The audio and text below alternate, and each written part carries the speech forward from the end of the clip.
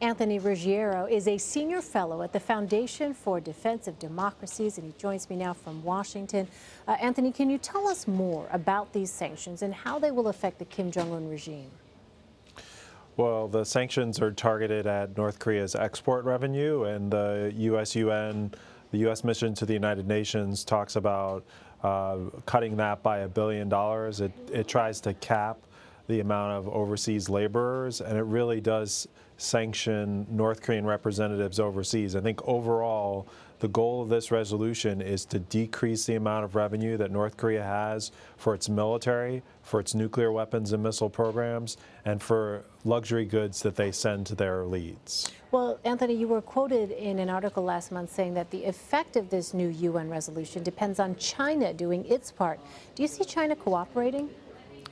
Well, the Chinese are the biggest game in town, unfortunately, when it comes to North Korea. But Chinese companies and individuals and banks are the ones that are facilitating North Korea's sanctions evasion. So the question here is, will this the resolution represent a turning of the tide? Will this start a robust sanctions campaign like we did against Iran? Or will this just be another element of the game that Beijing plays, which is to delay U.S. sanctions as far as they can and allow North Korea to continue these programs? So to follow up on that, Anthony, sanctioning North Korea has almost become routine. If these latest measures don't have the desired effect, how do you expect the international community to respond? Well, this is up to the United States. I think when it came to Iran, there was a foundation of UN sanctions, but it was really U.S. sanctions that were implemented with like-minded countries that brought Iran to the negotiating table. And we are nowhere near that with North Korea. And the Trump administration has the tools. There's a new sanctions law that President Trump signed last week. Those are the tools that can be used to complement these UN sanctions. So then is a nuclear North Korea a foregone conclusion at this point?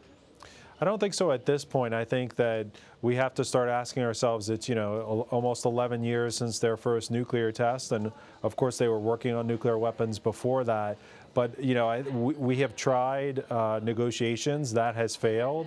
We have not really tried sanctions. I know people like to talk about how sanctions have failed, but it's really, we're doing the minimal effort. If we really increase sanctions to the level that Iran capitulated on, I think it will be successful. All right, well, I'll continue to watch it closely. Anthony Ruggiero, thanks so much. Thank you.